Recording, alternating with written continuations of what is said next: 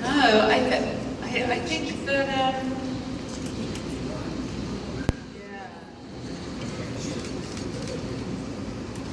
Oh God, Stammer's just so nasty though, isn't she? I mean, I think if HG had the help of Pete, Micah, and Alfie, what's his name? Archie? I think if she had the help of the team, maybe. But it's just, I feel as though Stammer gets more down and dirty than HG does. I mean, I think they're equally smart to each other, aren't they?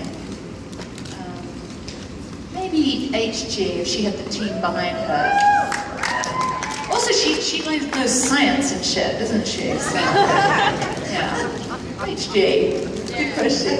And since you are H.G. Wells, I think you would agree that H.G. Wells was the true, founding father or mother of science fiction, and not Jules Verne.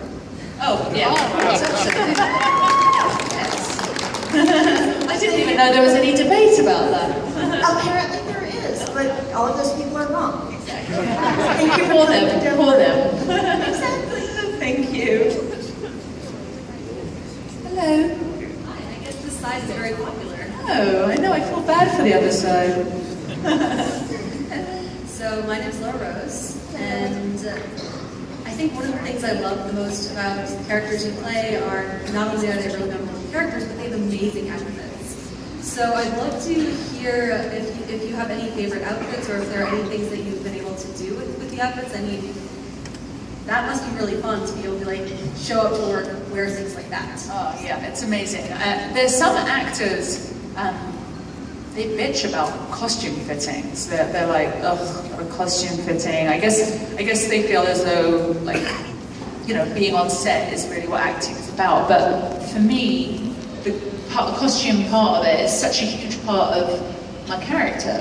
Like sometimes I usually kind of know by the time I've got a job who this character is, but there are lots of different avenues I can take from that, lots of different options, and then, I'll go into the costume fitting, and it's a process of like 3 hours. Like sometimes you're at a costume fitting for 3 to 5 hours at the beginning, and then like 3 hours in, I'm like, oh, okay, now I know who she is. Now I know how she walks. Now I know, how she holds herself. And that's a process which is given to you by the costume designer's creativity and ideas. And often the costume designer at the beginning hasn't made concrete ideas. She's got a number of ideas, same as you. And between the two of you, it's a real collaboration if approached the right way. And luckily I've worked with really collaborative costume designers. So I loved the costumes that I wore on HG, and they evolved as well from the first season to the last season. And Were any of those tweaks yours?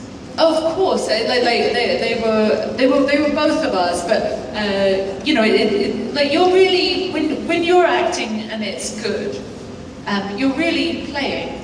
So yeah, I was playing with the costume designers, and out of that play came what we ended up wearing.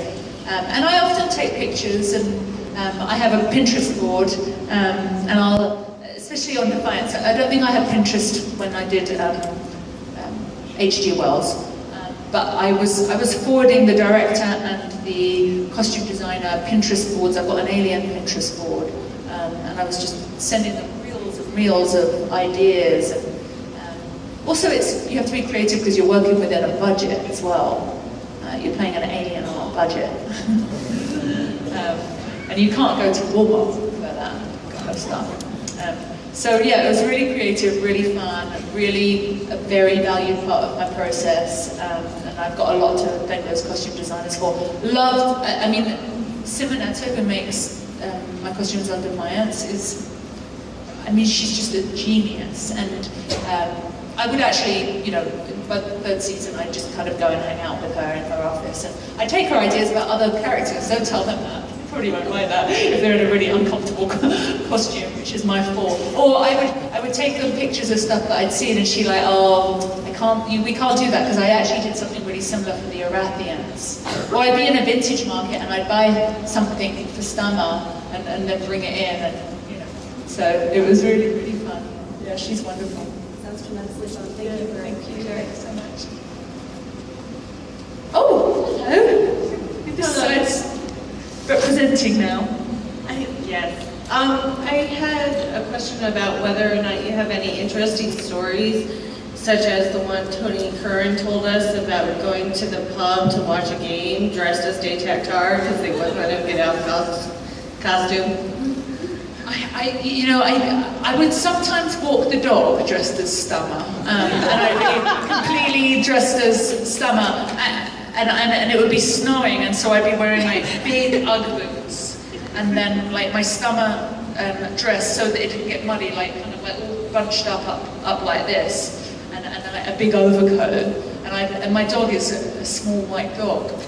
So I'd kind of, and sometimes it would be in the snow as well. So by the time I'd kind of got down to, you know, where she decided to eventually do a pee, I'd kind of get kind of cars slowing down and kind of probably wondering, we weren't in the best part of town actually, that studio, so they were probably thinking that I was, I don't know what they were thinking, but they must have been thinking I was a pretty strange person.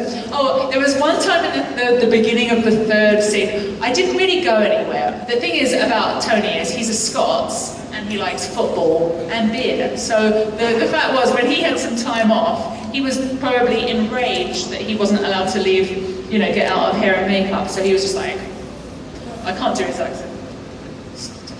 Can't do his accent. He was just like, oh, he was going to go anyway. So, but for me, I forgot what I was saying. What was I saying before that? Sorry. Oh yeah, no. Okay, so we were filming in that really thick snow in the beginning of the third season, and I think it was our first day back. And when you come back for the first day, a film set is a really large amount of people. It's probably, the people that go into creating Defiance is probably like that third of the room to the wall, like all those people, like probably more than that. But, so every year, by the third season, there are a lot of faces that come back, if you're lucky enough, if they're not working.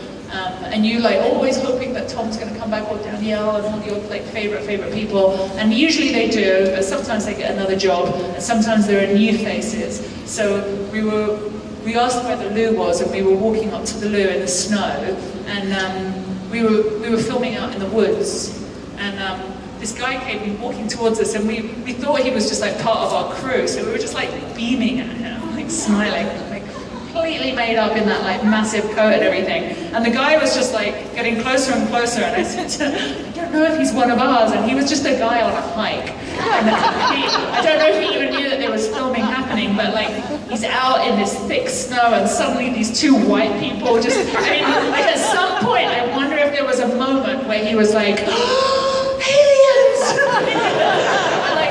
I like to think so, but he took pictures of us. Actually, I'll show you guys later if you come to the table. I've got it somewhere. It was actually, I Instagrammed it because it was like one of the most amazing pictures of Daytak and Stunner in this bright, like snowy sunlight that he took it with. Come on then, is there anyone else? Or do you want to go for a cup of tea now? I think we're going to end it right there so we can get you on your way.